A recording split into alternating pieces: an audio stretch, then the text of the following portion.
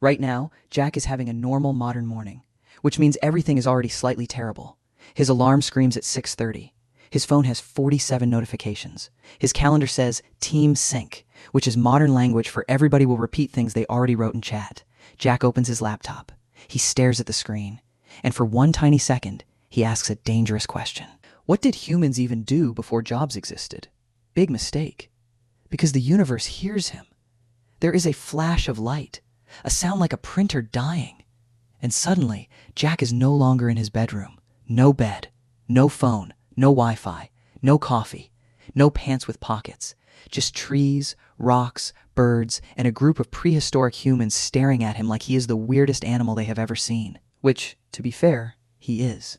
Jack has traveled back thousands and thousands of years. Before offices, before salaries, before LinkedIn, before anyone had to write just following up and pretend it didn't hurt their soul. Jack looks around. There is no boss, no schedule, no rent, no inbox. For one beautiful second, he thinks he has arrived in paradise.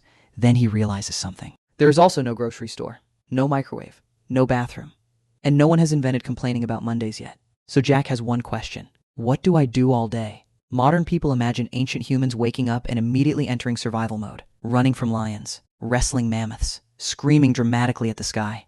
Basically a nature documentary with worse dental care. But for most of human history, people did not have jobs. They did not clock in. They did not climb a career ladder. They did not sit in traffic thinking, maybe if I leave 8 minutes earlier, my life will have meaning. They lived as hunter-gatherers. Their days were busy, but not busy in the modern way. There was no work-life balance, because work and life had not been separated yet. There was just life. Find food. Don't die. Tell a good story later. That was basically the calendar. Jack is introduced to the group. Nobody asks what he does for a living. Nobody cares about his resume. Nobody says, where do you see yourself in 5 years? Because 5 years from now, everyone mostly hopes to still have teeth. Jack tries to explain that he works in an office. Hunter points at him like he means, is that a type of bird? Jack says, no, I sit all day and move tiny symbols on a glowing rectangle. The group becomes quiet. One child hides behind his mother. They have clearly decided Jack is either a wizard or a warning. The morning begins. The sun rises. Nobody wakes up to an alarm. Nobody checks the time. Because time exists, obviously. But nobody has sliced it into little panic blocks yet. There is no 9 a.m. There is sun is up. There is sun is high. There is sun is leaving. And there is why is that noise behind us. Jack waits for someone to assign tasks. No one does. People stretch, talk, eat leftovers. Someone adds wood to the fire. Someone fixes a tool. Someone laughs at something Jack does not understand. It is weirdly relaxed. Jack whispers, so, when does work start? An older woman looks at him. She points to a basket, then to some plants, then to Jack's soft, useless hands. Apparently, work starts now. But here's the first twist. Ancient humans did not usually spend all day hunting and gathering. Anthropologists have studied hunter-gatherer groups and found that food work often took far less time than a modern full-time job. Not zero time. This was not a beach vacation with spears.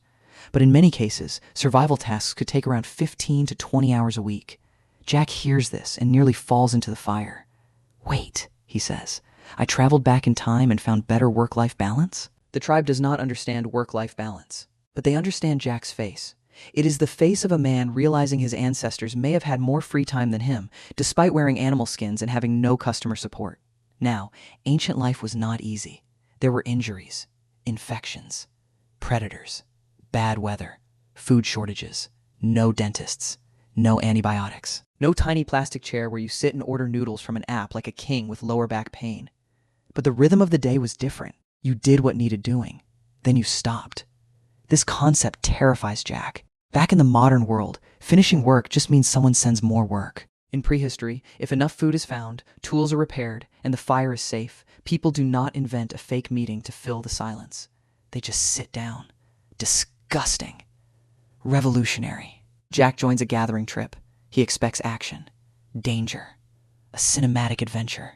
Instead, a woman shows him berries. She points. Good berry. Bad berry. Very bad berry. Jack nods seriously. This is important training. One mistake and your afternoon becomes a deleted scene from human evolution. The group moves slowly. They know the land. They know where plants grow. They know animal tracks. They know which tree has honey. They know which water is safe. Jack knows 3 coffee shops near his apartment and still gets lost in parking garages. Then comes another twist. Hunting is not always a heroic battle with dramatic music. Many hunts were patient, slow, strategic. Humans are weird animals. We are not the fastest, not the strongest, not the sharpest clawed. A lion sees Jack and thinks, soft snack. But humans have one ridiculous superpower. We can sweat. That sounds unimpressive, but it is huge. Many animals cool down by panting. If they run too long, they overheat. Humans can keep going, slowly, awkwardly, sweatily, like biological delivery drivers. One ancient hunting strategy was persistence hunting. Track an animal, follow it, keep moving, make it run again. Repeat until the animal overheats. Jack hears this and says, so humans became top predators by being annoying? Yes, Jack, exactly. Our ancient superpower was cardio and harassment. The hunt takes hours. Jack is miserable after 12 minutes. His legs hurt. His lungs burn. He misses chairs. He misses elevators. He misses the tiny wheels on office chairs that let adults pretend they are transportation. The hunters keep going. Not because they are gym influencers. Because dinner has legs. Eventually, the group returns with food. Everyone helps. Meat is shared. Parts are used. Nothing is wasted. Jack expects the best hunter to keep everything. But that is not how the group works. Sharing is survival. In a world without banks, insurance, police, or refrigerators, your relationships are your safety net. Being liked is not just nice. It is practical. Jack suddenly understands why gossip is so ancient. Gossip is not just drama. It is social accounting. Who helped? Who lied? Who shared? Who pretended to be sick during gathering and then ate the most meat? Every group has that guy. Even in prehistory. His name is probably Grug. Nobody trusts Grug. After food is handled, Jack waits for the next job. There is no next job. People sit. Some make tools. Some repair baskets. Some scrape hides. Some play with children. Some nap. Some just watch the world. Jack panics. What are we supposed to do now? A man points at the shade. Jack says, but what is the purpose? The man points harder at the shade. This is not laziness. This is another kind of life. People sharpen spears because skill matters. They make baskets because baskets are useful. They shape beads because looking cool is older than civilization. Fun fact, archaeologists have found ancient shell beads from around 100,000 years ago. That means early humans were already decorating themselves. Not for calories, not for shelter, for identity, for beauty, for status. For the ancient version of this necklace says something about me. Jack looks down at his modern shirt. It says Quarterly Planning Retreat 2024. He suddenly feels spiritually naked.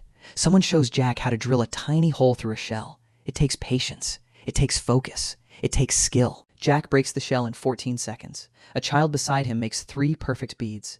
Jack has been humbled by a prehistoric toddler. Then someone pulls out a bone flute. Yes, a flute. Another fun fact, archaeologists have found flutes carved from bird bones and mammoth ivory, tens of thousands of years old. Humans made music before they made taxes. And honestly, that explains a lot. The flute player begins. The sound is simple, strange, beautiful.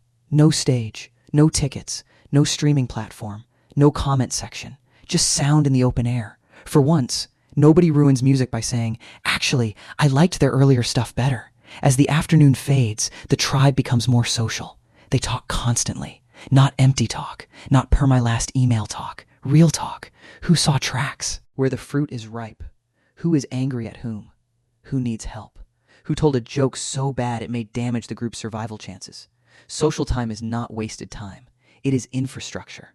Modern humans build roads, apps, contracts, and institutions. Ancient humans built trust with conversation, with laughter, with stories, with shared food. Jack realizes he knows the battery percentage of his phone better than the emotional state of half his friends. This thought hurts him, so he asks for more berries. Then evening arrives, and the fire changes everything. During the day, people are practical. Food, water, tools, tracks, weather. Who touched my spear? But at night, around the fire, the world gets bigger. The flames move. The dark presses in. Faces glow. Voices get softer. Someone begins a story. Not a report. Not a status update. A story. About ancestors. Animals. Spirits. A foolish man who ignored advice and got chased by something with teeth. Jack notices the foolish man in the story sounds suspiciously like him. Everyone laughs. Even Jack laughs. Because laughing with the group is safer than being the guy who cannot take a joke. This may be one of the places human culture truly grew. Around fire. After food. When people had enough safety to imagine things that were not directly in front of them. The past. The future. The invisible. The sacred. The hilarious. The impossible. A lion can hunt. A deer can run. A bird can build a nest. But humans sit around a fire and say, what if the moon is angry because someone stole its favorite rock? And somehow, that becomes mythology. Jack looks at the fire. This is the original screen. No subscription. No password. No, are you still watching? Yes, fire. We are still watching. The night gets deeper. Jack expects everyone to sleep straight through. Because that is what modern people think sleep is. 1 block. 8 hours. Lie down. Disappear. Wake up and immediately regret having responsibilities. But ancient sleep may not have always worked like that. Before artificial light, many people slept in 2 phases. First sleep. Then a quiet, wakeful period in the night. Then second sleep. Jack wakes up in the middle of the night and panics. Oh no, insomnia. The older woman beside the fire shrugs. To her, this is not a crisis. This is just night having a second chapter. Some people whisper. Someone tends the fire. Someone thinks. Someone remembers a dream. Nobody opens a sleep app. Nobody searches how to fall asleep fast and then stares at blue light for 45 minutes. They are awake. Then later, they sleep again. Jack lies there under the stars. No ceiling. No traffic. No refrigerator hum. No email waiting. Just darkness. Fire. Breathing. For the first time in a long time, Jack does nothing. Not resting while feeling guilty. Not relaxing with one eye on notifications. Actually nothing. And nothing feels enormous. Morning comes again. Jack wakes up sore, smoky, hungry, and emotionally confused. He has no job, but he has tasks. He has no boss, but he has responsibilities. He has no money, but he depends on people. He has no career, but he needs skill. He has no status updates, but everyone knows if he was useful yesterday. And honestly, that might be worse, because in the modern world, you can hide behind emails. In prehistory, if you are useless, people find out immediately. Jack tries to help with tools. He is bad. He tries to gather food. He almost picks the ancestor meeting berry. He tries to tell a story. It has no structure. The children heckle him. Prehistoric children are brutal. But slowly, Jack understands. Work was not a separate box. It was woven into the day. You made things. You found things. You shared things. You fixed things. You rested. You laughed. You watched children. You listened to stories. You joined the group. Nobody was building a career, but everyone was building a life. Then comes the biggest twist. Agriculture arrives. Not immediately for Jack, but in the long story of humans. Around 10,000 years ago, some groups begin planting seeds, domesticating animals, staying in one place. Farming sounds like an upgrade. And in some ways, it is. More food, bigger villages, storage, specialists, tools, cities, civilization. Nice. But farming also creates a trap. When you grow more food, the population grows. When the population grows, you need even more food. Then more farming, more land, more labor, more rules, more storage, more people telling other people what to do. Congratulations, you invented management. At first, someone says, let's plant these seeds. Then someone says, let's build a fence. Then someone says, let's count the grain. Then someone says, I am in charge of counting the grain. Then someone else says, actually, I own the grain. And somewhere in the distance, the first meeting is born. A bird stops singing. The world gets colder. Early farming was not always healthier. Many early farmers were shorter, had more tooth decay, and showed signs of harder repetitive labor compared with many hunter-gatherers. More grain meant more calories, but not always better nutrition. More people meant bigger societies, but also more disease, more hierarchy, more conflict, more work that had to be done on schedule, because crops do not care about your mood. Jack realizes something disturbing. The modern workday did not arrive all at once. It grew slowly, from fields, from storage, from ownership, from systems, from the need to organize more humans than one campfire could handle. And eventually, humans built a world where most people trade huge pieces of their time for survival. Money replaced sharing. Schedules replaced sunlight. Careers replaced competence. Notifications replaced smoke signals. Though, honestly, smoke signals probably had better boundaries. Then, suddenly, Jack returns to the present. Another flash. Another printer death sound. He is back in his room. The alarm is still ringing. His phone still has notifications. His calendar still says Team Sync. But Jack is different now. He looks at his laptop. He looks at his coffee. He looks at the tiny glowing rectangle that rules his species. And he understands something. Ancient humans were not lazy. They were not simple. They were not just waiting around for civilization to happen. They were artists, hunters, gatherers, musicians, storytellers, toolmakers, parents, friends, comedians, social strategists, professional fire watchers. They lived in danger, yes, but they also lived in rhythm. They worked when work mattered. They rested when rest made sense. They made art without asking whether it could be monetized. They told stories without checking audience retention. They sat together without calling it networking. Jack does not romanticize it. He does not want infected teeth. He does not want to outrun dinner. He does not want to discover which berry sends him to the spirit dimension. Modern life has miracles. Medicine, clean water, warm houses, delivery food, shoes, especially shoes. But modern life also has a strange sickness. We took human time and chopped it into units. We took attention and sold it. We took rest and made it feel suspicious. We took being alive and turned it into a performance review. Jack opens his calendar. He sees meetings stacked like little digital bricks. For a moment, he imagines his ancestors watching him. A whole line of humans who survived ice ages, predators, hunger, storms, and darkness, all staring as Jack types. Sounds good. Thanks. They would not understand. Or maybe they would, because humans have always adapted to strange environments. And Jack's strange environment just happens to have spreadsheets. The final twist is this. Before jobs existed, humans did not do nothing. They did everything that made us human. They found food. They made tools. They raised children. They decorated their bodies. They played music. They told stories. They built relationships. They rested without apologizing. They belonged to each other. Jack's meeting starts. His manager says, "Before we begin, let's do a quick icebreaker." Jack stares into the webcam. He has seen fire. He has heard ancient music.